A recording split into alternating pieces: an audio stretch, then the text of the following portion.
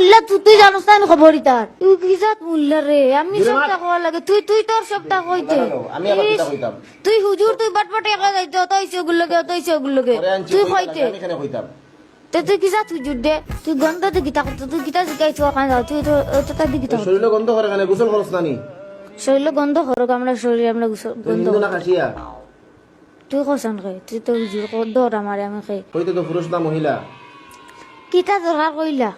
তুই কস না আমি পুরুষ না মহিলা ওই আমি এখানে কইতাম তুই পুরুষ না মহিলা আমি এখানে কইমু তুই হুজুর তুই আমার দৌড়তে আমি পুরুষ আইছি না মহিলা আইছি আমি হিন্দু আইছি না মুসলমান আইছি তুই দৌড়তে আমারে তোর বয়স কত